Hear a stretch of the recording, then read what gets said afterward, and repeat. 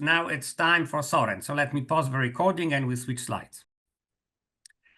And now the final talk of this meeting, classification and structure by Søren Eilers from Copenhagen. It's all yours. Take it away. And sorry for the delay. No problem. Thank you. Yes, so I'm very sorry I could only be here this last few minutes, 45 minutes. It was a tricky time for me, but so I'm sorry I missed all your nice talks. Also because also this work package really shouldn't be last because it is really a service work package in the sense that we will be developing results that can then be put in to hang on, I need to up my phone a little bit here. There we go. That can then be put into analyzing the non-commutative geometry objects that we are interested in. But anyway, this is the way it goes. So let me just try to give an overview of the most in my probably highly biased point of view, the most interesting developments that's been happening for the first 2 years of the project. So let me see, here it is. So I'm just gonna very quickly go through notation. This is the same as the talk I gave for the beginning workshop. So just so that we're all on the same page. So this is very standard. So graphs, you know what are. My graphs are usually are often infinite. So they can have infinitely many vertices, infinitely many edges. I'm particularly interested in the case with finitely many vertices because this corresponds to unital graph algebras that are somehow easier to study. But even in that case, I'm very happy to work with infinitely many edges. And if that happens, I will just put infinity in an adjacency matrix, which, as you can see in that example, and I will just draw infinitely many arrows as a sort of double arrow. So this is the notation I'm using. And also, we need to be very careful with the so-called singular vertices, and the singular vertices in the convention that I'm using are the sinks and the infinite emitters. So those that do not emit a positive finite number of edges. So either none or infinitely many. Singular vertices play a special role in the theory, as you're all aware. I will make them white in my drawings, and the regular vertices, which are the other ones, they will be black in the drawings. And then I'm flashing the definition of a graph C-star algebra. If you haven't seen this before, sorry, we're going to leave it very quickly, but you probably have. And I'm also going to talk about the gauge action. The gauge action is it came up in Marsh's talk just a second ago. This is where we sort of twist bias a modulus 1 complex numbers on the partial isometries used to define graph C-star algebras, and this gives a canonical and very important action of the circle on any graph C-star algebra. And in fact, those ideals in the graph C-star algebras that are invariant under the gauge action, those are very easy to describe in terms of the graph, because you can sort of find them as the hereditary and saturated subsets, unless they're breaking vertices, which you can usually avoid. So I'm just recapping this. If you've never seen it before, this is not much help, right? It's more establishing notation. Now, what we're doing in this work package is mainly classification. So we're interested in classifying graph C-star algebras by some sort of invariant, and the invariants we have in mind are some kind of K-theory. And there is this trichotomy for the gauge simple graph C-star algebras. So if you have a graph C-star algebra which has no gauge invariant ideals except for 0 and everything, then either it's an AF algebra or it's a purely infinite C-star algebra, so-called Kirchberg algebra, or it is not simple but gauge simple. So it is continuous functions on a circle, tensor on with some compacts of a certain size. So for instance, in Morris's talk just a second ago, we had like the n by n matrices over CFT. That's an example. Now, these guys have been classified for a very long time. So the AFKs was done by Elliott in the 70s, the Kirchberg algebras by Kirchberg and Phillips in the 90s, and the last case is sort of trivial. So all of this is old hat in terms of C-star algebras, but the first thing I want to mention is that actually Efren Ruiz, who's part of our network, has sort of branched out and has started working for the algebraic version of this, working on the algebraic version of this question, which is very different. I mean, you don't have the same kind of toolbox, but there is actually a fairly big community of people working in sort of non-commutative rings who are interested in classification problems that exactly parallel the ones that we have in C-star algebras. And I think it's quite interesting, even though it's a little bit, it's not something that we said we would do, but I think actually, and I will come back to this, that there's a very interesting symbiosis going on between the C-star algebra questions and similar questions coming up in pure algebra. So I'll come back to that. Now, but okay, first of all, also I need to teach you these colors. It's a little bit arbitrary, right? But if you see something blue, this is supposed to indicate an AF algebra. If you see something red, it's supposed to indicate a Kirchberg algebra. And if you see something white, it's supposed to indicate a circle algebra. And in my mind, you know, the Kirchberg algebras, they are hot. They have high entropy. They're sort of, you know, complicated objects, whereas the AF algebras are small. Hang on a second. Sarah, kan du hjälpa mig? So I'm sorry, my daughter is here. I just need to close the door. Could you remind me the definition of a Kirchberg algebra? It is it's a purely infinite simple C-star algebra, and then it has to be nuclear and separable. And then so the classification result of Kirchberg and Phillips, this is for Kirchberg algebras that satisfy the UCT. But the UCT is automatic for graph algebras. So you sort of have but it's a much bigger class than the simple graph algebras, right? It could have torsion in K1, which is impossible for a graph algebra. But so, the other way but this around, is somehow if I take any simple Kunst-Krieger algebra, will it be Kirchberg? yes. Thank you. So but not if it's a Kunst-Krieger algebra, you would probably, as a Kunst-Krieger algebra, you would probably allow the circle algebra. And that's of course not simple, but it's just gauge simple, so it's not a Kirchberg algebra.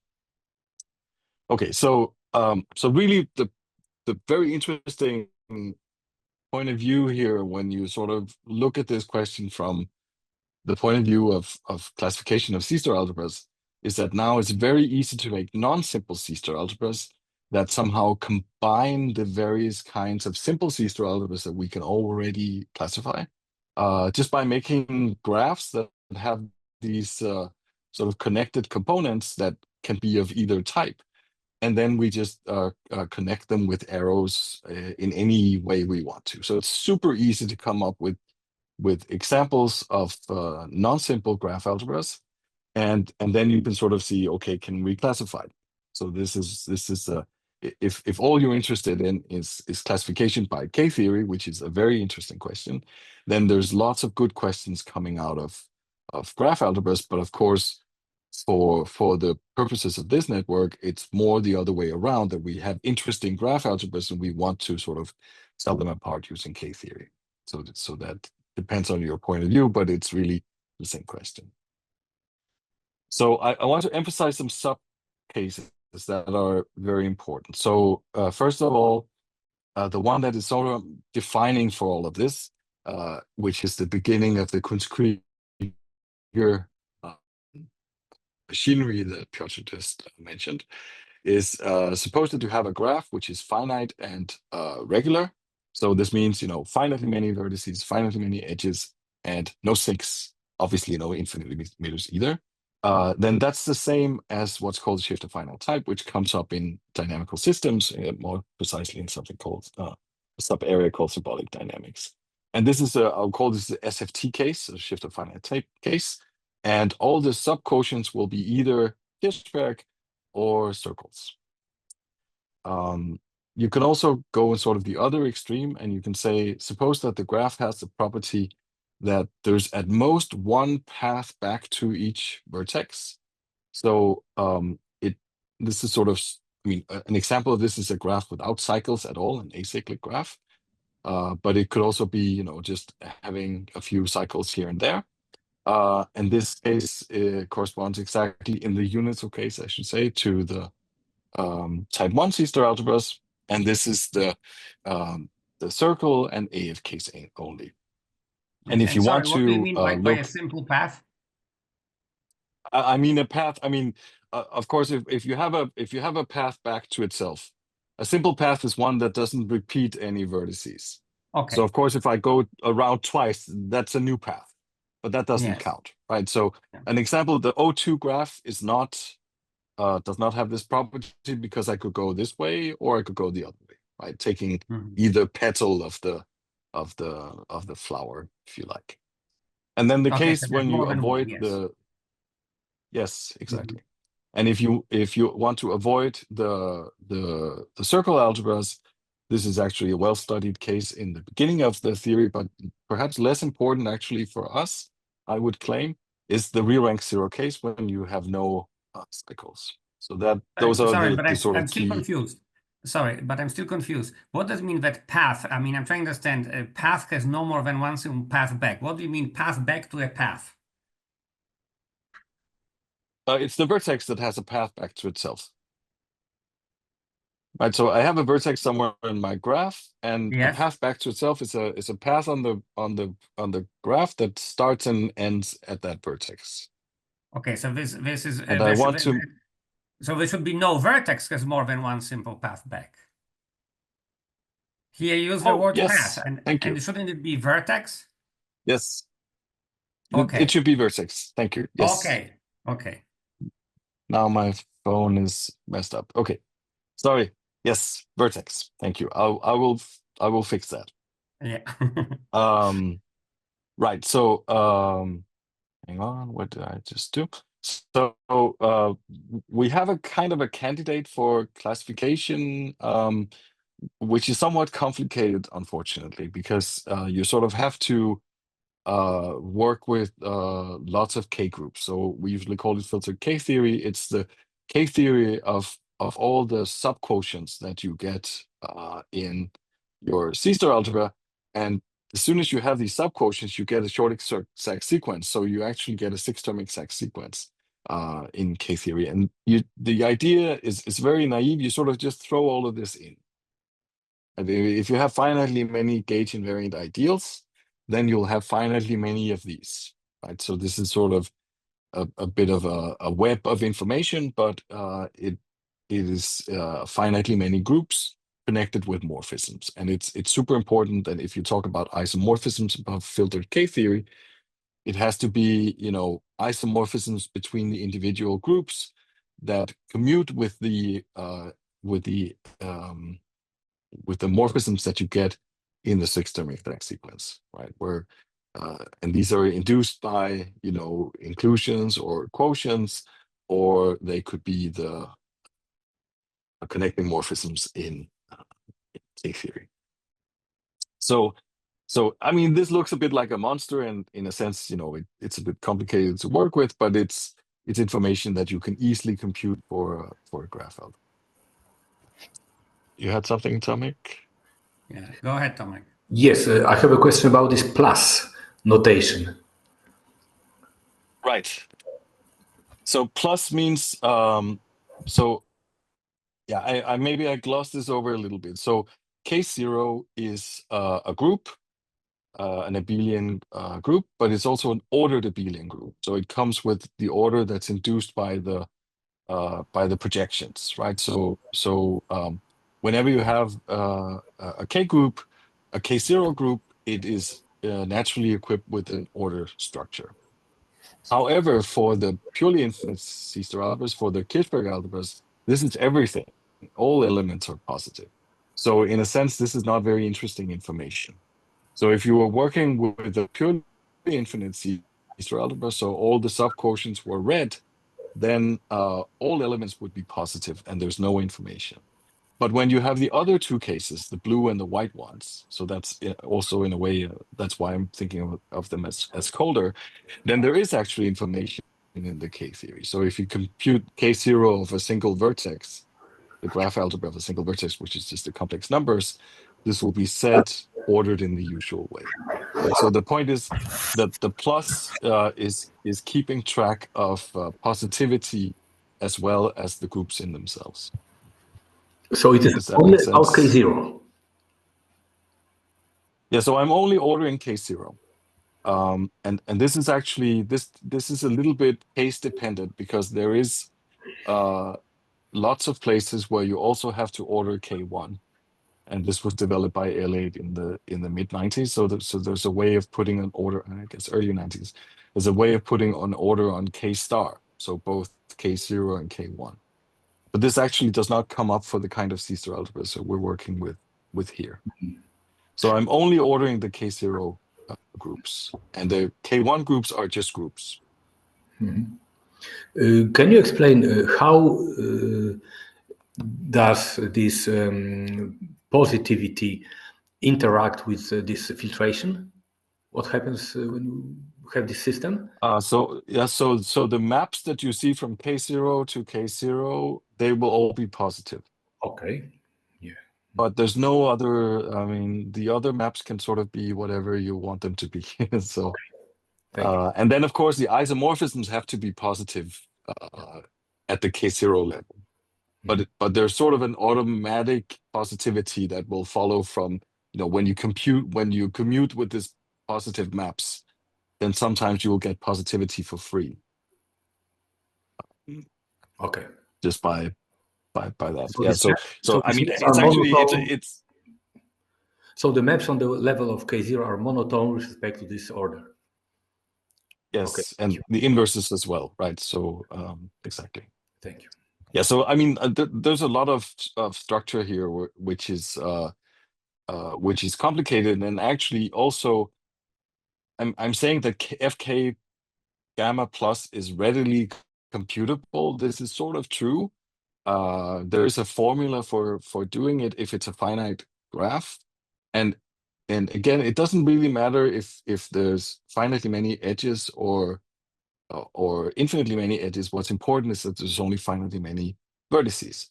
But in the case if you have like infinitely many parallel edges, then I'm saying it's readily computable, but it's actually not finitely generated. So it's a as an ordered group, it can be a complicated thing.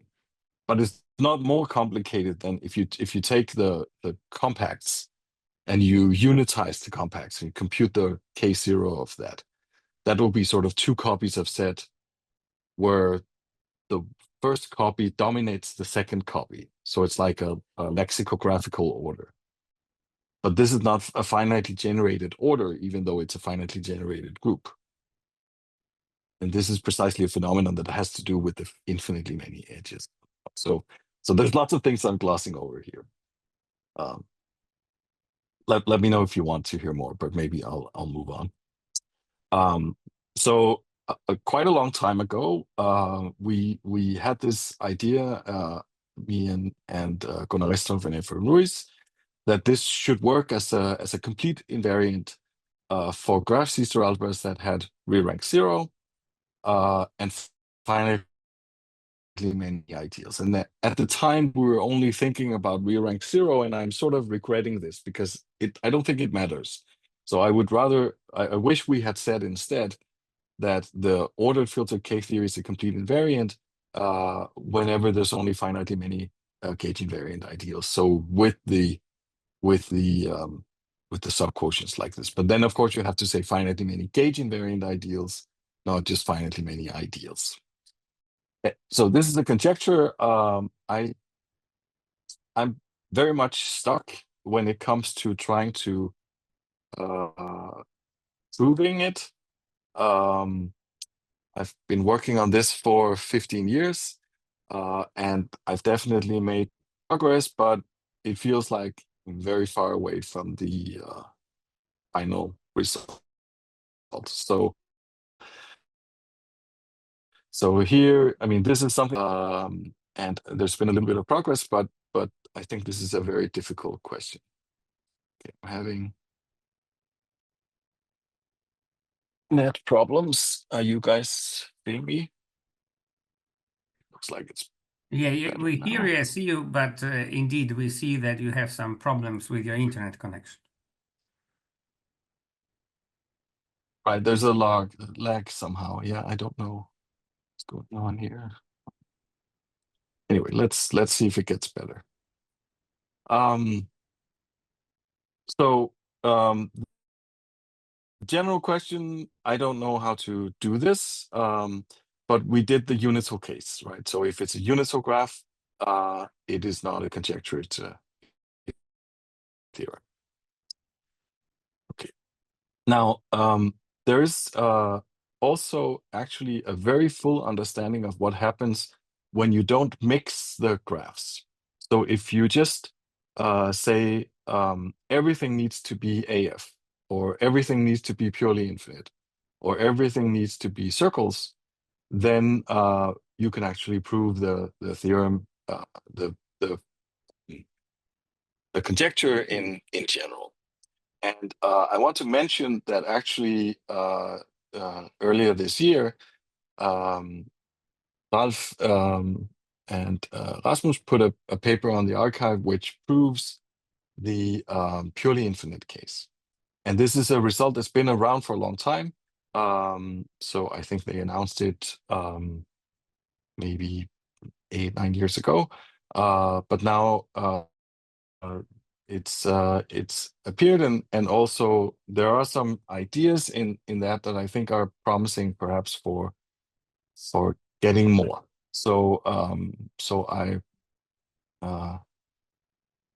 would very much recommend that everybody looks at this, because I think it's an important step forward. But it only addresses, the reason for that is that it goes via a result by Kirchberg, which is only available in this setting. So it's not. I mean, we don't really have that those tools in general. Okay, so I showed this picture 2 years ago, and it is still the state of the art, I'm afraid. So when we start mixing the types, then we get stuck, right? So if you have just 2 ideals, this is the real rank 0 case, then we're fine. If you have 3 ideals, then if the K-theory is finitely generated, we're fine, but not in general. And if we have 4, we have a problem. Technical issue is this between the types are problematic. And I know exactly how to make progress on this. I'm out of ideas, I have to say. So I think this is really a case where new ideas are needed.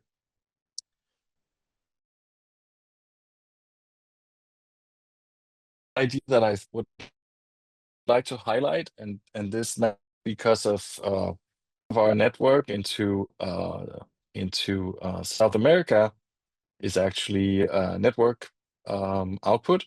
So there is this work by people who at some point were in Florianopolis, where they actually make a more general version of a Kunstkrieger algebra. So it's a way of associating symbolic dynamics, generalized in symbolic dynamics, to the kind of graph Caesar algebras that we're all be looking at. And this, I think, is a very interesting approach because we can steal methods from symbolic dynamics, and I'm sort of hoping perhaps that we can make a little bit of progress.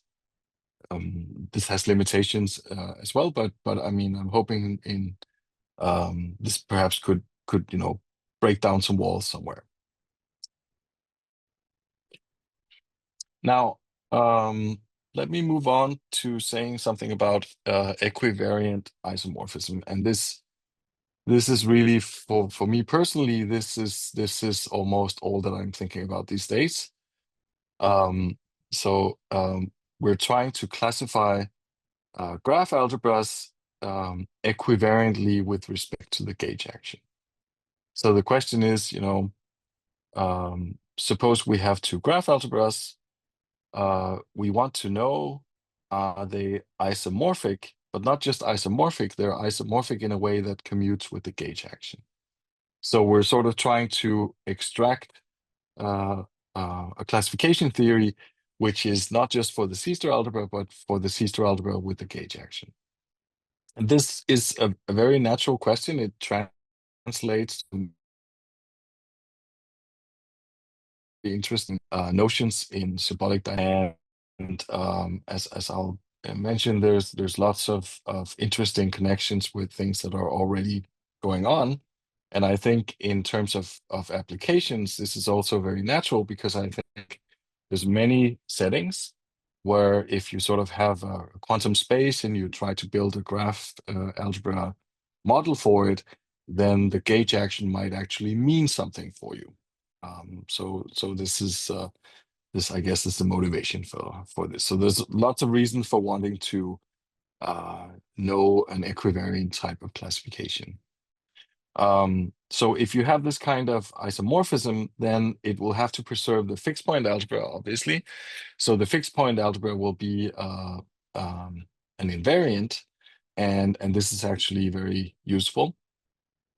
So when you describe the fixed point algebra, you can actually prove that it's a corner of a graph C-star algebra. It's AF. And you can sort of describe it as a graph. We're using some sort of repetitions. So what you can do is that you can associate to graph C-star algebra with a gauge action the so-called dimension triple, which is essentially the ordered K-theory of the graph C-star algebra associated with the graph I just showed you, and the shift. And this is sort of an old thing. It was invented by Krieger at the same time as the Kunst-Krieger paper.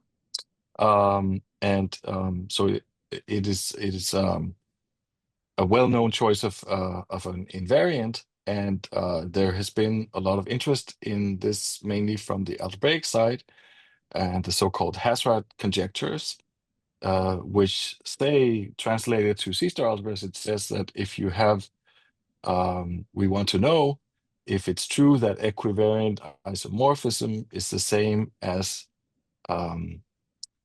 isomorphisms of dimension triples with the class of the unit, and equivariant stable isomorphism is the same as isomorphism of dimension triples with an order ideal defined by this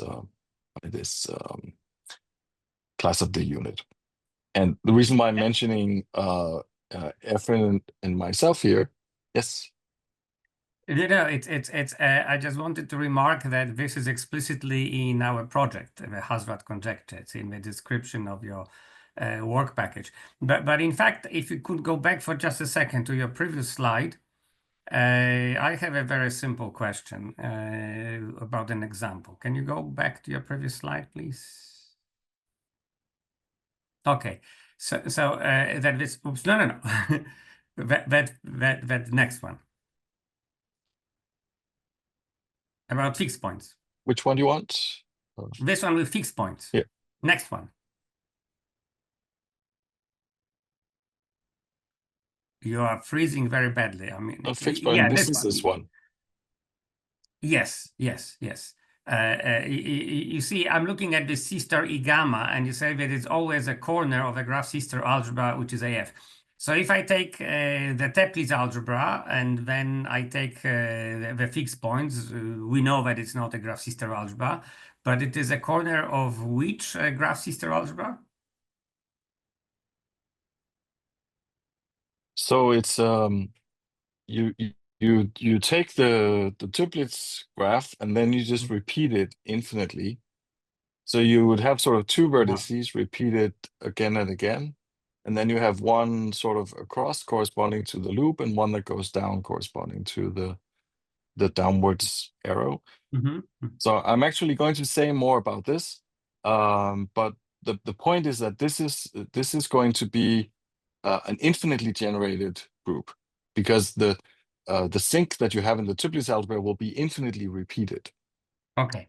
Now I'm wondering thanks. if perhaps I should change to my. I think I'm going to have to use my phone rather than my internet. I'm going to fall out a second when I change, but I think it's Okay, a better option. I will then So let me pause just do that. recording. Okay, I'll pause recording. Done. Go ahead. Okay.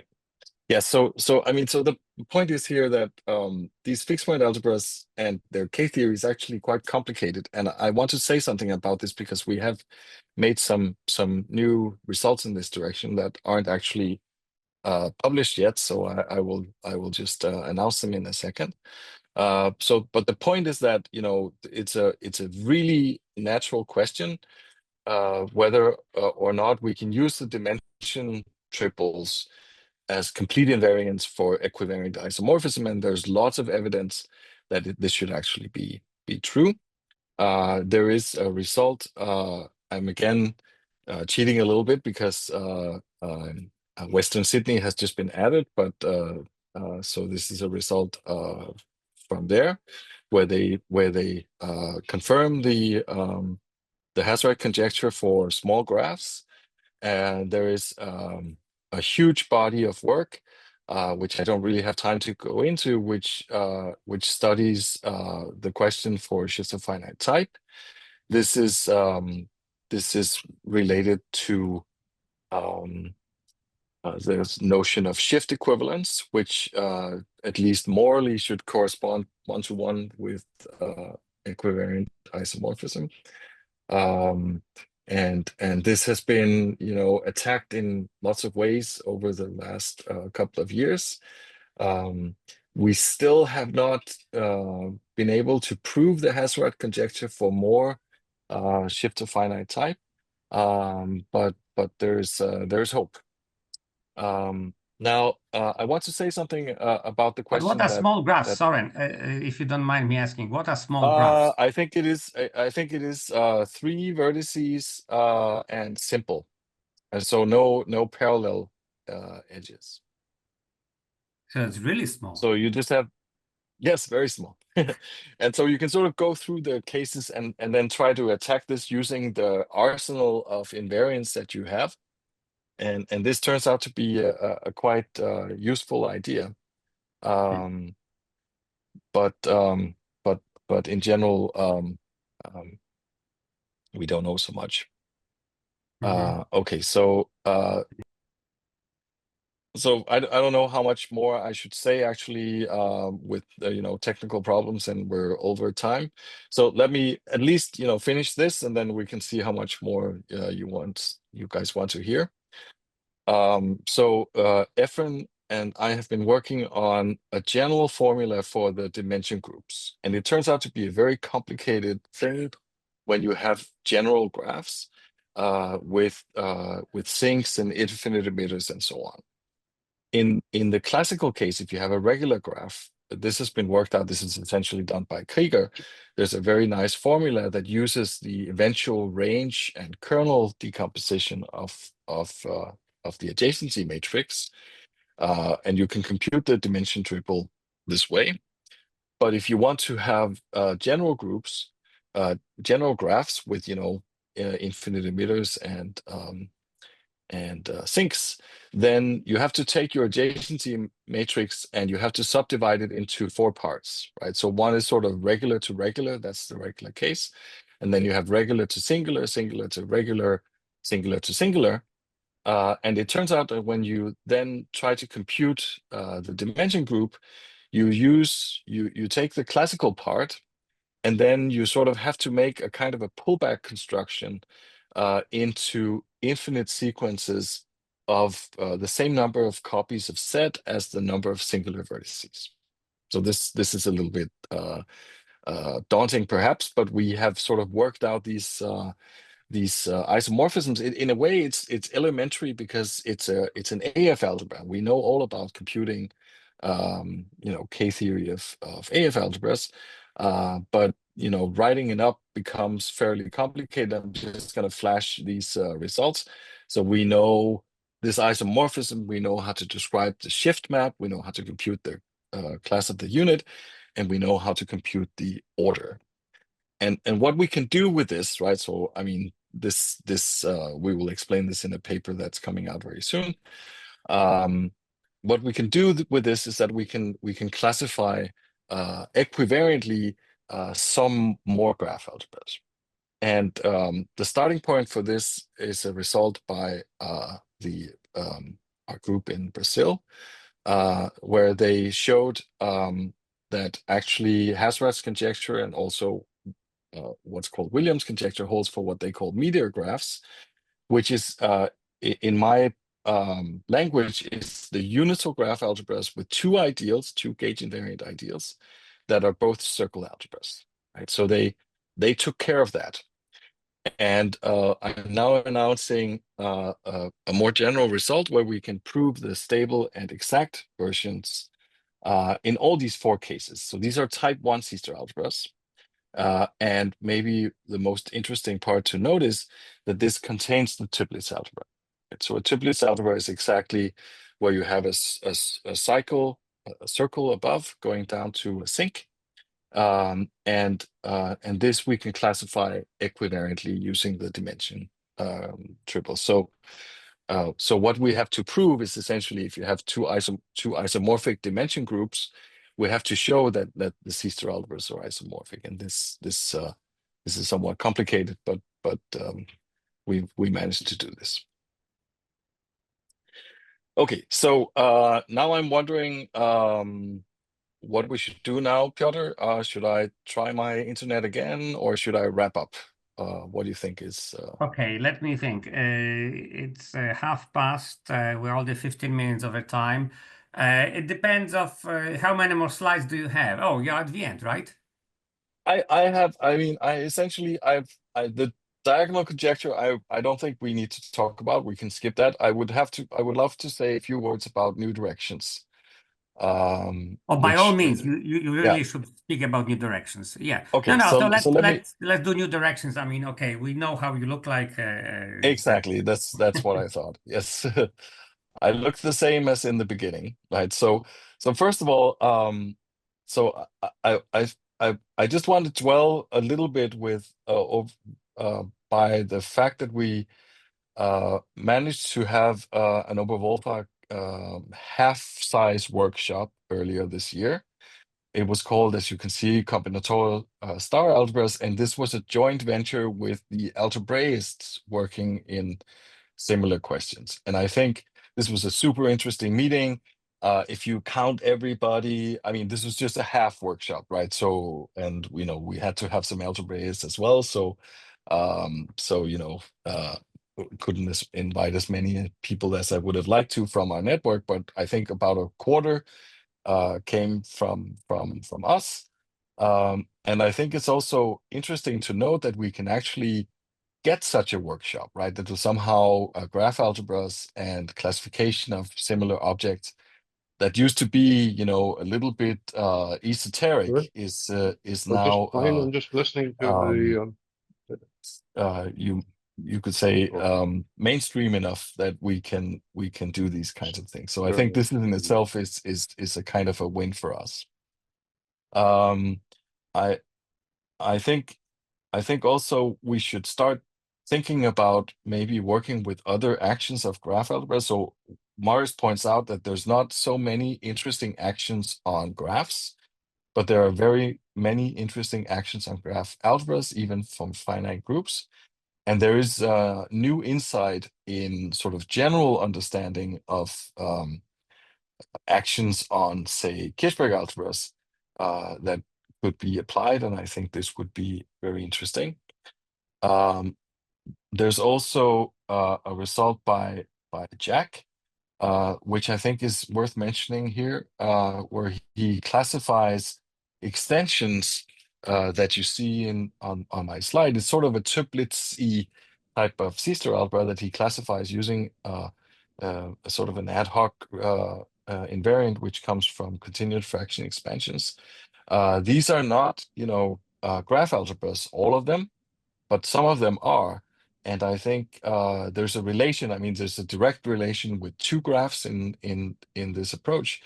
But I think it's I'm not sure if I can explain exactly how this works, but the way I see it is that Jack sort of uses a model for these C-star algebras, which is complete. I mean, it's general, so all C-star algebras look like his model, and then he classifies the objects within the model.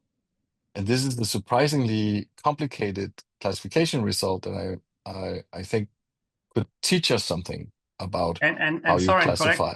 correct me if I'm wrong, but I believe that Jack was lecturing about it as our Simon's professor, remember? Yes, exactly.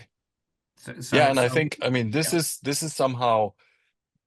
perhaps, I mean, the question and the answer is not about graph algebras. Mm-hmm. But the understanding is at least tangential to graph algebra. So I think this is something that belongs in our network. I mean, thinking outside of the box is not a bad thing usually. No, exactly. And then finally, so and this I just want to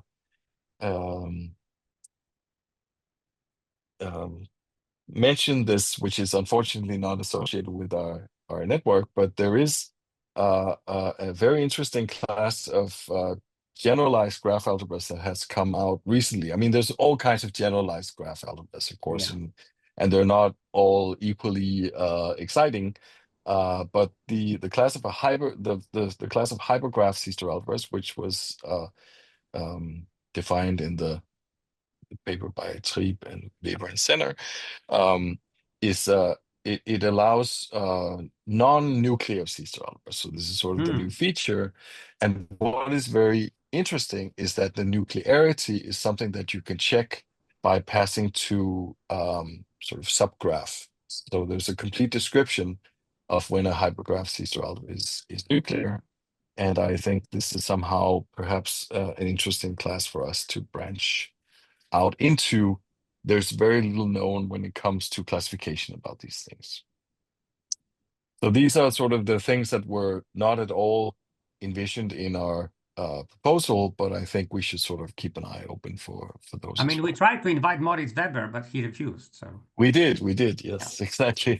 So right, okay, so that's it. Thank you. Okay, thank you very much. We are well over time, but if there are some immediate questions, you can ask them now. Any immediate questions which cannot wait? I don't see any hands raised, so let me stop recording, but please don't go away.